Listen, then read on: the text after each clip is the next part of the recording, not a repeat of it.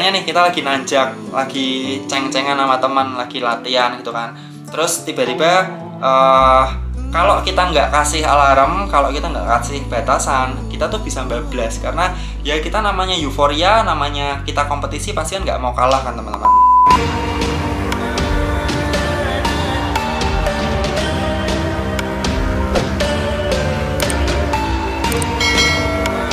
Halo teman-teman, balik lagi di channel Dani. Di video kali ini aku mau ngebahas sedikit tentang heart rate. Jadi di beberapa waktu yang lalu ketika aku bikin video tentang review Polygon 100 S8, nah di situ pembicara atau teman yang punya sepeda, si Johnson itu ngomong bahwa kalau mau olahraga harus di zona 2, zona 3, nah kayak gitu, nggak penting kecepatan. Nah terus banyak banget yang tanya, apa sih zona-zona itu, terus gimana cara taunya, terus fungsinya buat apa. Nah di sini aku udah sedikit cari sumber, karena yang aku tahu mungkin nanti nggak lengkap, jadi aku sudah cari sumber di internet. Intinya zona heart rate itu adalah suatu zona pembagian heart rate atau pembagian level ketika jantung kita bekerja ketika olahraga. Gimana caranya kita ngukur zona heart rate? Yang bisa kita lakukan adalah dengan yang paling simpel itu jam. Nah, jam yang ada monitor heart rate-nya, atau kalau kalian pakai cyclocom GPS komputer, kalian bisa ukur dengan strap, chest strap, atau dengan arm strap yang ada di tangan itu fungsinya kurang lebih sama. Nah, terus satuannya apa? Satuannya itu adalah BPM ya, beat per menit. Jadi kalau semisal ada orang bilang heart rate-mu berapa? Heart rate-ku sekarang 150. Nah, berarti itu satuan adalah 150 kali atau 150 denyut per menit. Nah, yang biasa aku pakai ketika nyepeda atau ketika lari itu biasanya pakai jam. Pakai jam ini karena kebetulan beberapa hari ini aku nggak pakai GPS komputer karena Garmin-nya lagi patah. Buat yang lihat story di IG pasti tahu. Nah, aku selalu pakai jam. Cuman ternyata kalau pakai jam ini ada beberapa kelemahan. Yang pertama, kita tuh kadang kalau kurang kenceng dia tuh kayak lari-lari, bukan lari-lari ya, kayak nggak akurat. Jadi misalnya kita lagi nanjak, udah ngoyo banget, tapi heart rate-nya tuh rendah, atau kita lagi minion race, ketika lihat heart rate-nya tuh rendah, ternyata dia kurang kencang. Jadi kalau pakai jam itu harus kencang. Terus dia ada semacam delay, ada kayak telat gitu. Kalau kita pakai yang di dada itu lebih akurat. Termasuk kayak yang di tangan itu juga tidak seakurat yang di dada. Nah, kalau mereknya sendiri ada bermacam-macam. Kalau yang kalian tahu ada Garmin, ada Wahoo, ada Brighton, ada ya pokoknya beberapa brand itu mereka udah bikin strap untuk heart rate supaya kita bisa memonitor detak jantung kita. Nah, terus latihan kalau kita menggunakan alat yang mengukur zona detak jantung, kita bisa memonitor sistem kardiorespiratory. Nah, agar bekerja pada upaya selama periode tertentu. Jadi intinya gini teman-teman. Kalau yang kalian lihat, nanti aku bikin tabel di sini, sebelah sini. Ini ada 5 zona heart rate. Zona heart rate-nya ini seperti yang aku kutip di websitenya Polar. Ketika olahraga itu dibagi jadi 5 zona teman-teman. 5 zona ini tergantung dari effortnya kita ketika olahraga. Nah, terus kalau orang tanya buat apa sih pakai alat monitor detak jantung? Nah, yang pertama tuh bisa buat menghindari cedera. Jadi kita tuh tahu batas kemampuan tubuh kita. Terus ketika latihan heart rate yang optimal berapa, ketika lomba heart rate kita berapa. Jadi itu kita tahu batas atas dan batas bawah jantung kita. Yang kedua untuk pembakaran kalori. Jadi ada zona-zona tertentu ketika kita latihan di zona tersebut itu tuh bisa membakar kalori dengan lebih efisien supaya kita dapat turun berat badan. Nah, terus buat motivasi, misalnya gini, kalau 2 bulan lalu aku nanjak atau aku sprint di speed 50 km per jam, aku ngeluarkan, ya intinya heart rate-ku tuh sampai di 180. Terus aku latihan 3 bulan kemudian aku nyoba sprint di speed 50, heart rate-nya apakah lebih rendah atau lebih tinggi? Ya walaupun memang ada faktor-faktor lainnya, tapi itu bisa memotivasi diri kita teman-teman. Terus yang bisa berlatih dengan lebih efisien, kaitannya sama kayak yang tadi, kita tuh tahu progres tubuh kita kayak gimana. Jadi ini mirip kayak kalau kita sepeda pakai power meter teman-teman. Zona denyutnya sendiri tuh dibagi 5. Yang pertama adalah zona 1. Zona 1 ini sangat ringan. Nah, biasanya patokannya tuh dari maksimal heart rate. Kalau zona 1, 50-60% dari maksimal heart rate.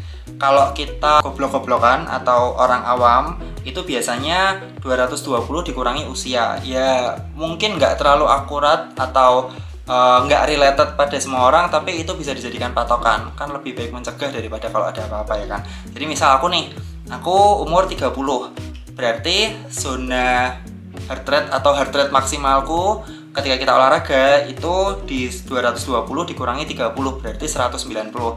Nah, jadi patokan zona heart rate zona 1 ku itu 50-60% dari 190. Jadi kalau 190, 50% itu sekitar 95 sampai 100. Kalau sampai 60 itu sampai 105. Nah, itu zona 1. Zona 1 itu adalah zona yang sangat ringan. Nah, manfaatnya zona 1 itu apa? Biasanya tuh kalau zona 1 kita ketika pemanasan, terus pendinginan setelah olahraga, nah itu pakainya zona 1. Terus kalau kita di zona 1, kita tuh masih bisa sepedaan atau lari sambil ngobrol, sambil ngoceh, sambil selfie-selfie, ya pokoknya masih enjoy banget lah.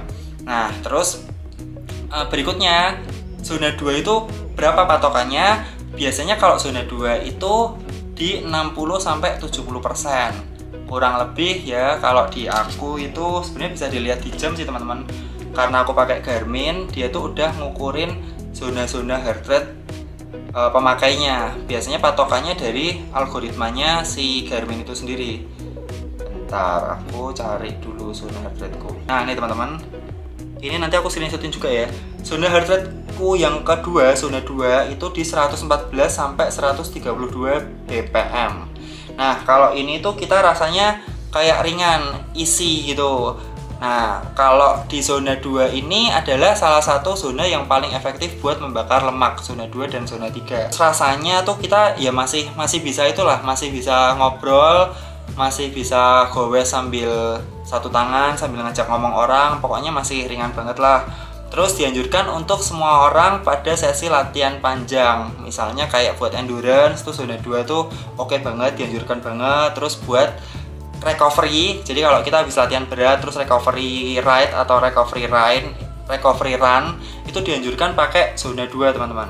Nah, terus teman-teman, buat zona 2 itu adalah zona yang paling efektif untuk melatih dasar-dasar dari fitness level tubuh kita dan juga dapat meningkatkan metabolisme tubuh. Jadi ini kaitannya kayak yang tadi aku bilang, pembakaran kalori dan metabolisme tubuh.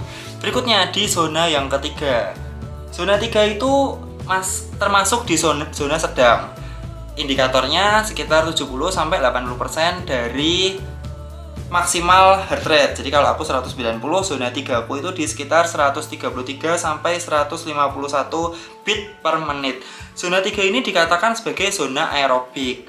Nah, terus manfaat dari zona 3 ini bisa untuk meningkatkan kecepatan secara umum. Katanya zona 3 itu adalah zona olahraga yang terbaik untuk melatih kebugaran dan melatih jantung kita. Jadi kalau ada artikel itu mengatakan di zona 3 kita latihan di zona 3 selama 10-40 menit itu dapat meningkatkan fisik dan efisiensi dalam berolahraga. Kalau ini zona 3 ini ketika aku olahraga itu yang paling sering dilakukan, masih bisa buat long ride. Dan kalau di zona 3 kita latihan tuh badan masih seger, nggak terlalu capek, jadi besoknya tuh masih bisa buat latihan lagi, istilahnya nggak terlalu letoy gitu teman-teman.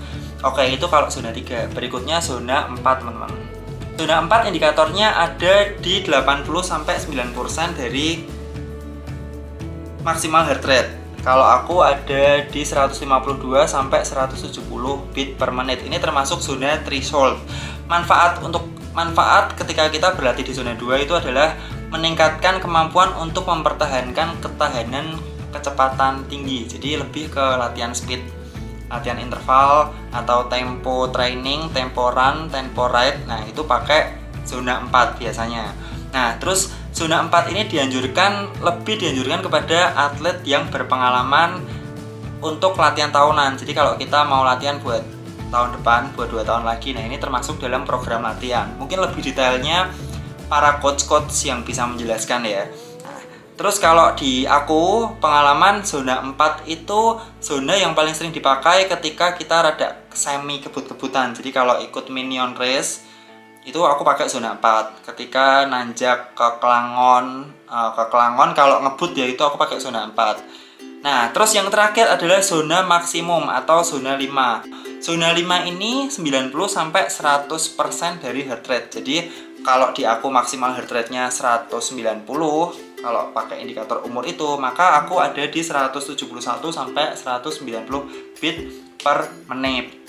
Nah, terus manfaat dari zona 5 itu tuh kita mengepus badan kita, mengepus jantung kita ke batas terakhir, istilahnya penghabisan kayak gitu teman-teman. Jadi kita tahu upaya maksimum jantung kita untuk menggerakkan otot, karena itu kan ada sirkulasi darah, sirkulasi oksigen ya, semacam itulah.